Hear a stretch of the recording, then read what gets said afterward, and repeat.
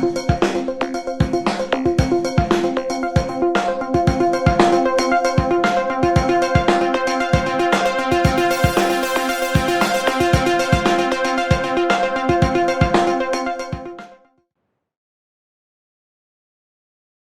very good evening to all of you. I am Mahadevan. I am from Tata Consultancy Services, TCS ION. I lead the school education industry practice at TCS ION. I'll be your host for today's webinar. A very interesting subject. This is part of the second part of a three-part series, Design Your Future. Intended to help students from grades 9 to 12 decide on how to look at their future career options, how to structure, how to design, and how to think scientifically. It's a very important decision. It can't be taken in a split second. Most often than not, parents and students, when they come to grade 9 or at the end of grade 8, suddenly they wake up and then say, I need to choose a subject. Which one should I choose?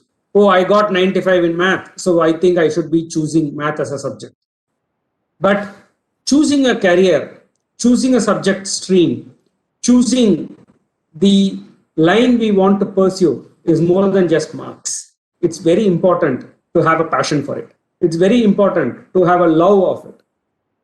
If we spend more time looking at the various kinds of options available and do some scientific approach to the decision making, it will give us a significant head start. In fact, today, almost all the schools in India, at least I can say this with confidence, the leading schools in India all have a career counselor just to help students and parents get their queries answered, get their concerns addressed, and get their future planned. Today, we are going to talk on arts, humanities, and commerce. One of the big things which is happening in the new education policy, which was released recently, but in the past decade, there has been a lot of focus on arts. There has been a lot of focus on humanities. While everyone used to by default choose, I should become an engineer, I should become a doctor, the number of streams, the number of jobs which have come up, and the number of opportunities which are coming up are a variety. A significant number of the new age jobs actually need arts and humanities, an understanding of arts and humanities, a professional degree in arts and humanities. Because those people who graduate with a humanities degrees can fit into a very wide set of job options or industries or industry sectors. I don't want to get too much into deep in terms of what kinds of options are there. For that, we have an expert, Parmita Sharma.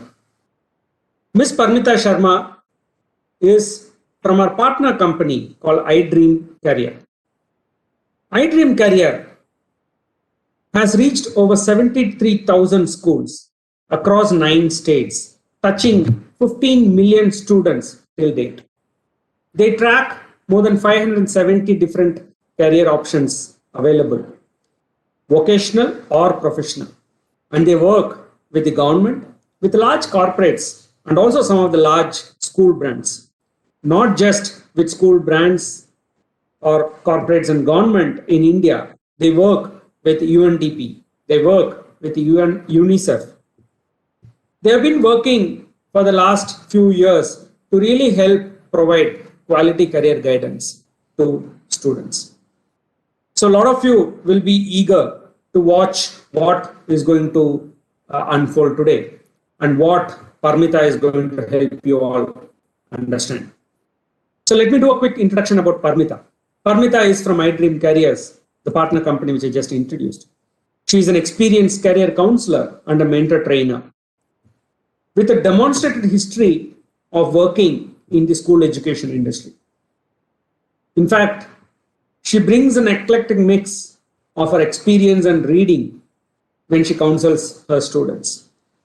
She provides a very different perspective.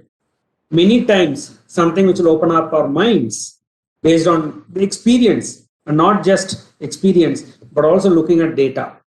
As a data scientist, I can in some way call, because she looks into the data of students' aptitude, interest, and passion. She makes her sessions, either it's a one-on-one session or it's a large session like this, very interesting. She has mentored and counseled a large set of students. She works with the Navy schools and also with a large number of CSR projects, the corporate social responsibility projects with multinational companies. Parmita is from Assam, born in Guwahati, and did most of her schooling in Shillong. Graduating from St. Anthony's College in Shillong, she did her biotechnology in her master's degree from Tezpur University. She moved to Delhi and she's been a professor teaching BTech and MSc in biotechnology. Subsequently, she's been focusing on counseling students because she felt that that creates a much larger impact, because today's students have a very large variety of options available, and a scientific understanding of that is very critical. So she's moved into full-time career counseling and mentor training. So welcome, Parmita. Good evening to you. So over to you, Parmita. So you could, in the next half an hour, start your first topic. I think you're going to touch upon humanities. Right. Over to you, Parmita. Thank you so much, Maha. That was indeed a great introduction to the program. So as far as I understand, I have audience which are from 9th class, 10th class, 11th and 12th, and maybe your parents are sitting along with you. When we talk of careers in humanities, this is one area which was under a lot of myth. If I have to talk about my own daughter, she is taken humanities, one has taken sciences. There is a myth that if you're not very good in your studies, it's only then when you take humanities. But sadly, that's a myth. This time you might have seen, the due cutoffs. 100% is the cutoff. Do you think they are not capable? They are. And in this post-2020 or the post-COVID era, there is going to be a huge need for people who would like to take up careers in humanities, in careers where machine and humans work side by side. So there are some careers that you can see flashing in front of your screen, which are popular humanities careers. I'm going to discuss a few of those in little details. So if we talk of a new age career in humanities, which would have immense scope, psychology is the answer. So is psychology an arts subject? Very frankly, no. Science is science which is an action is actually psychology. Psychology is a huge mix of understanding the human sciences, the human behavior, right? So if you are passionate about doing something for the society, solving the problems of areas where humankind is required, you may look at the options that are there that is showing in front of your screen. You can look ahead to be a clinical psychologist. You can go ahead and become a career counselor like me. You can be a school psychologist. You can also be in the CBI to be a forensic psychologist, right? You can also be something like an occupational or a sports psychologist. So very frankly, what does a psychologist do? The psychologists help people. Even in TCS or any organizations, ask your parents when they go to work, they like a work area which is safe for them. And a psychologist provides that. Not only that, psychologists also helps people promote their health by giving them that kind of counseling sessions. They also help people protect nature, right? If you are psychologically counseled and you understand how plants are important to you, how preserving the environment or nature is important for you, you are going to do work in this particular field and look ahead for a overall global benefit or a sustainable world ahead, right? So what is it required for you to be a psychologist? The very basic degree, I would say, would be a master's degree for psychology. All right. So you should not go into a job directly after your graduation. So you have to see that you do your master's in this field to get a right career option for you. Now, the best colleges, how do you get into psychology? So, some of the best colleges, like maybe DU, your colleges in Maharashtra through MU, they take admission through your merit, right? So, if psychology is one of your subjects in your 11th and 12th, or if you're looking to take up this this subject as your your maybe a optional or a major subject in your 11th and 12th, you should make sure that you are doing good in the subject, all right, and you deserve, you earn a good score in your board exams. So that would be through merit. Else, if you are looking for some universities which are in the central level, you can look at it. When you're looking for admissions for psychology for your graduate or your postgraduate, the ranking that you should be looking for maybe is the central university, then the state university, and also many private universities have their own entrance exam. So you might have a look at the entrance exam that this colleges have for you to get into a UG and a PG in this particular line. Now, what is the statistics? What kind of job do you get and where do you work? When I had done a little read up on myself, I found that psychologists who work in the government sector is around 9%. Psychologists who work in the hospital sector or in the healthcare center is roughly between 6% in hospital and around 18% in the healthcare industry.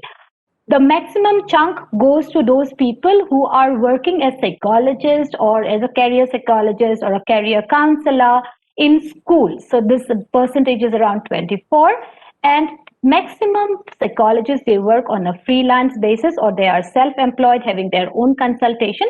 The number would be around 31%. Right, so that is about psychology.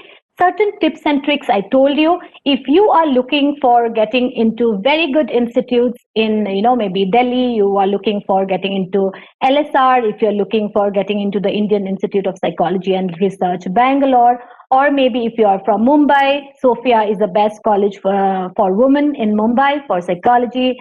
Ferguson's, or towards the east, you may look at Loreto College in Kolkata. You should be, very, very clear with the concepts that you are doing till your 12th class. So you rely on your NCERT books, read up a lot and, on psychology, do some projects with your teachers if you can, and then go ahead with the subject. For sociology next. So both this subjects, sociology and social work, you can see in front of your screen, sounds and feels almost similar. But there is a little difference between the two. Not little, in fact, that there is quite a bit of difference between the two. When I talk of sociology, I talk of a subject which is very research oriented, which is very, very methodological. Like it has lots of methodology in it, and you need to study a lot, right? When I talk of social work, it is very practical. You have to work on the ground, right? So if I have to see the history of both the subjects, I feel that, I see that sociology is a very older subject compared to social work. So if sociology is your subject, then I would suggest the minimum degree you should get is a master's degree and a PhD to cover that up before you go into the career option or look for a career. So when you're looking for career, you can look at applied sociology, clinical sociology, professional sociology for that example, right? So if that is something you don't want to invest, you don't want to invest around 10, 15 years or maybe 8 to 10 years in your studies, but you are very, very keen on helping the society, doing something for the society, you can go for social work. So there are two types of degrees that you earn here, either a bachelor's in social work or a master's in social work, popularly known as MSW, right?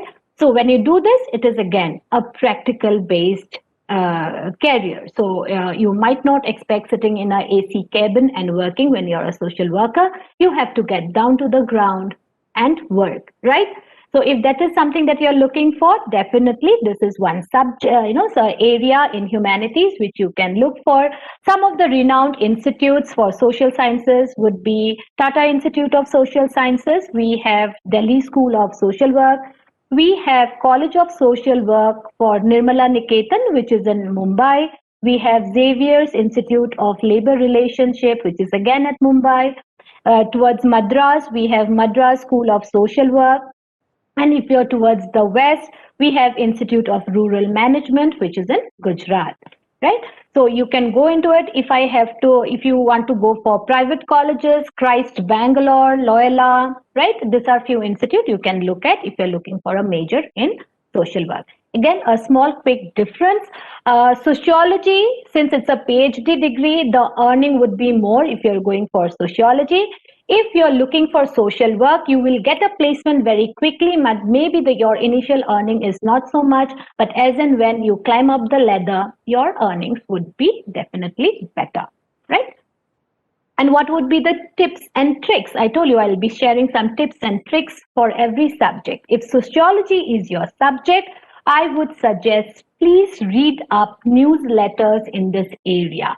Learn the socio-cultural background of your country, and also if you're aspiring to go overseas, you can learn the socio-cultural background of those countries, right? So Instagram, ISAGRAM, is a newsletter which is from International Sociological Association. So it is never too early to start reading a newsletter. So you can subscribe to these newsletters. Most of them are free, and read up more on sociology. The next subject, political science. So I hear a lot of questions from students that, ma'am, I am so interested in political science, but maybe the job opportunities aren't that great. So is this the right subject for me? Yeah, there might be, certain questions that you might have as to what kind of careers that you're looking forward to when it comes to political science. Very frankly, there is a huge options not only in the field of political science. You can also go into your civil services with political science as a background. You can go for something like, public theory. You can go for something like giving advice to political parties, which is called political consultancy. You can be into their lobby, right? There are few career options that are there in front of your screen. So you can kind of relate to some of them, but in case you are feeling that you really are not sure as to what kind of a career you have to go for it, I would suggest talk to the teacher who teaches political science in your school. Try and merge the curriculum that you are being taught in school with the kind of careers that you can look for. For example, elections. I think there is a chapter in 11th class where you learn about the executive power, the federalism, you learn about social justice. So if you can relate the same syllabus that you are studying with what kind of career options it has, it is going to be a wonderful correlation, and you would learn much more about that career, and you would know that, yes, am I the right fit for it? If not, can I diversify in my graduation, or can I diversify into some other career with political science in my 11th and 12th? So that is the option that you can look for. Again, if I have to give you the tips and trick for learning more about political science, so please read the Economic Times. Okay, subscribe it or read it online. There is another website called the wire.in. You can read up that website. There is a newsletter called scroll.in. So if you are passionate about political science, and as I told you before, if you have your pen and paper handy, so make a note of this website and venture more to learn more about the career options that is in store for you through political science. Right? Next, one of my favorite, of course, geography. Today, it is so easy for us to locate any place in the world, right? I was one person who could never locate a place, but now you just have to put it in your smartphone, and there you go. You don't really have to ask the auntie next door or the rickshaw wala bhaiya. So you can reach your destination just by following the direction of your cell phone. So that has been, our mapping system, right? So if geography is something that you're looking forward to and you love the subject, you love reading about the various terrains, then there are ways that you can look at it. So you can look at geography from the science point of view. You can also look at geography from the humanities or the arts point of view. When you're going to go for humanities, what is that you learn? You learn more about the population. You learn more about the demography, right? Cartography would be areas where you will work on. Geological survey of India would be something which you can work on, right? When you're going to go for geography towards the science area, then the subjects that you will be doing would be more into, geological survey, studying about the rocks, about the soil, about the climate change, right? So those are BSc geography, and when it is BA, it's more into the demographics of it. All right. So you can go more into that side. GIS again, which I told you about, the maps and all, it can come under the sciences.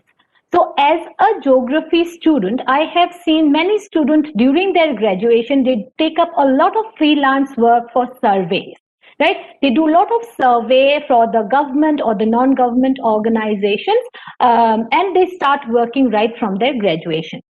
But otherwise, if I have to say you want a career in this, the basic degree would be a master's degree in geography.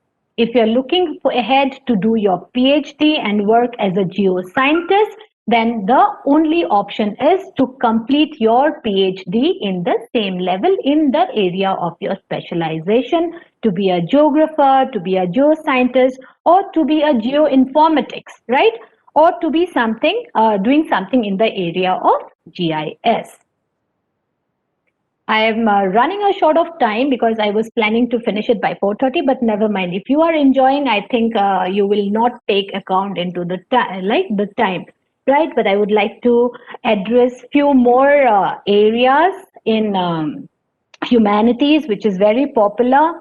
Anthropology is something which students really love studying. When I talk to them, they say like, I really enjoy studying anthropology. So what are the career options that you can look for when you are doing anthropology? Again, like all other subjects in humanities, the basic degree for anthropology would be the master's degree. You can be looking at working at museum. You can also be into marketing and consumer behavior. You can work with international organizations. You can be a teacher or you can be a researcher. The other area, again, very close to anthropology would be something in the area of history. Again, a very wonderful subject. People who are aspiring to do their civil services, they generally use generally take history as a subject because it's lots of storytelling and, lots of correlating with dates, facts. So if history is something that you enjoy, maybe because of the teacher who taught you was amazing or you really love the subject, these are few career options flashing in front of your screen which you can choose, right? You can be a museum curator. You can work in a heritage center. You can work in a library. You can, be an editor of a book or a journal, right? You can work into documentation, into archiving. You can also work in the art galleries. So those are some of the careers which are very popular in the humanities field. If you are looking at few renowned colleges in India, these are few colleges that is in front of your screen. I have already mentioned Tata Institute of Social Sciences, Lady Shri Ram Gargi. So you have Loreto College in Kolkata. And one important thing, for those students who are in humanities and also have maths, right? You are eligible to give the HSEE exam, which is conducted by IIT Madras. right? This is the Humanities and Social Sciences entrance exam, which is open to humanities students with math, right? Very reputed exam, and it will allow you to study in few of the reputed IITs in India. Right, so that's all for humanities as a subject. I will take a quick pause, and let you know if there is anything else. If you have any questions for me, we can quickly take them. Thank you, Parmita. I think in the last 40 minutes, they got a distilled understanding of your 2,500 plus student counseling session experiences, 10 or 4 years of your understanding of this area and the various kinds of queries otherwise you get, right? So there are a few questions. I will address a couple of questions now. Maybe we could address the remaining set of questions subsequently. This question is from Anila. Anila, I am Anila, a parent of a 14-year-old. My daughter is in class 9. She is good in all subjects and creative too. But there's no fixed choice we can think in terms of a career. How do we decide that? In fact, this was a question which would have been better answered in the earlier session, but you could answer that. But the more important part of the question, which Anila as well as a couple of others have also asked, is how do we choose between studying in Indian universities versus US universities, overseas universities? All So right. over to you, Parmita. Fine. I can understand what Anila is going through. Yeah, because I am a mother of two teenagers. Okay, and my daughters were, they were good. So how do you choose a field of study? It is altogether a different way how career counseling is taken place. We go for a lot of psychometric analysis, and we do a lot of the measured the analysis of the child in terms of their personality, interest, and also their aptitude. But as Anila says, her daughter is in class 9 and is good in all subjects, right? So what I would suggest now is to venture into more career options in diverse field. If she's good at art, that's what the mother says. So is it something that she would like to do in art and design? Does she have the competency for that? Or she would like to be more into the science background and see herself as a scientist or a researcher, right? The best way to go for it is to learn more about the career option. Very frankly, Maha, what we did was we used to pack our bags first, and then we used to go out on the road, okay, to find out what is our destination. Today, that cannot be the case. That cannot be the case. Today, you have to choose the destination first. Are you going for a holiday to Manali, or are you going to Goa? Right, and accordingly you will do your packing. So I think her daughter is in the 9th class, and a very right time to go for a proper career counseling, where exactly she will know that that is my destination, right? And she will be able to find out that is my plan A. If that fails, maybe there is a huge exam there, right? And there might be a challenge cracking that. So she might also plan for a plan B. So that's what I tell my student. Manali jana hai ya Leh jana hai, packing to kar liya. Now how do you reach that? Paisa hai, we will take a flight. If you are, you don't have that kind of a money, go on a bus ride, right? If you're very adventurous, bike nikal ke jate hain, right? So that is how you go, right? The road is there. You need to fix the destination. So if your destination is fixed, the means will be there as per your skills, as per your ability. So that would be my answer, Maha, to this. And all the best to the parent. I can understand what you're going through. So parent of Anila, Anila, I hope you got the answer. In case you have more queries, you can write to us. The next question is from Deepa, who wants to understand the difference between honors in psychology and BSc in psychology. All right. So, a very wonderful question. I would love to answer that. So when you talk of psychology, again, as I told you about geography, psychology can be taken in two ways. Either you take a BA psychology or you do a BSc psychology. So if my daughter did PCB with psychology, now if she is doing from a science stream in her 11th and 12th, definitely she would like to go for a BSc psychology or a BSc in clinical psychology rather than doing a BA psychology. But when you see the syllabus is almost the same. A BA psychology would have less of experimentation, I would say, than a BSc psychology. So if you go for a BSc honors in psychology, you would do lots of projects. You will have at least 30% of a course curriculum, which would be based on subject. When you're going for a BA psychology, then it will be more on databases, right? It will be more on research and more into academics than doing certain projects, right? I hope I answered. And if you're looking for just a question on what is BA or BSc honors versus what is BA pass, so honors is that subject where you study more than the rest of the subjects, right? If the student is interested in psychology, but at the same time loves economics, I would rather say, why go for a psychology honors? Go for a BA pass course where you have, economics and psychology and a second subject to add on to it, right? That would be my answer, Maha. I hope I have answered Deepa, as she might have got some clarity. Thanks, Parmita. I hope, Deepa, you got the answer. In fact, very recently, this is just to give an experience I had. The point which you had brought in one of your slides on geography, the various kinds of career options opening up, and then before that, history, right? In fact, one of the recent and very interesting careers which are opening up, I saw, probably you will address, I think in the last, I'm probably jumping the gun, but is in something called a space archaeology. Now there's so much of thing to, meaning history hidden below the earth, right? When I say earth, I'm talking about the surface. But because we have industrialized so fast, we have almost always covered a large tract of lands in many of the key cities or key growth areas. How do we then really even go and dig up? Right, it's so difficult to get permissions to even go digging to find what's the history and etc.